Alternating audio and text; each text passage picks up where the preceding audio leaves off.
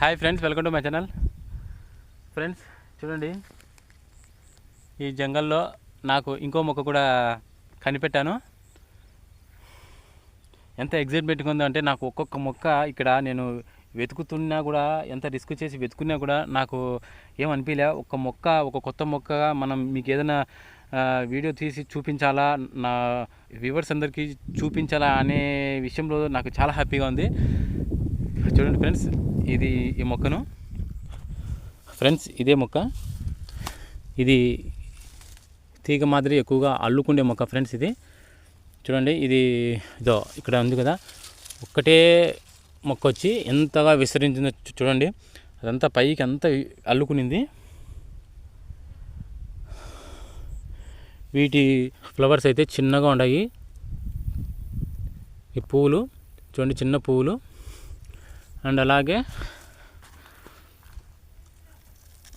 పువ్వు అనేది రాలిపోతే కాయ ఈ విధంగా ఫామ్ అవుతుంది. ఇక్కడ ఒక కాయ ఉంది, ఇదో ఇక్కడ 2 కాయలు ఉన్నాయి ఫ్రెండ్స్. అలాగే ఇక్కడ ఉన్నాయి కాయలు చూడండి.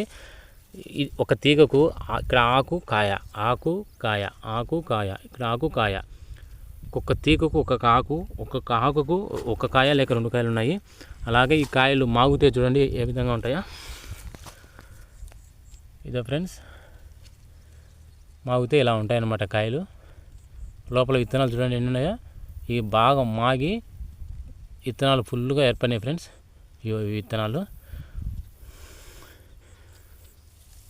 చెట్టు అయితే ఇదే.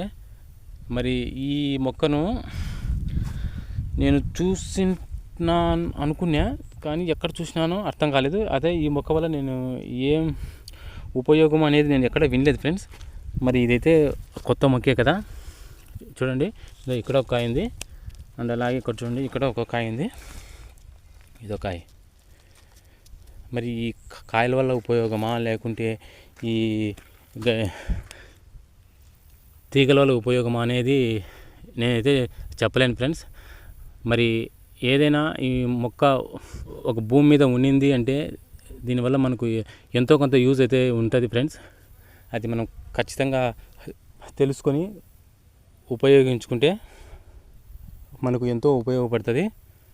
ఓకేనా ఫ్రెండ్స్? మరి ఈ మొక్క మీకు తెలిస్తే కామెంట్ చేయండి.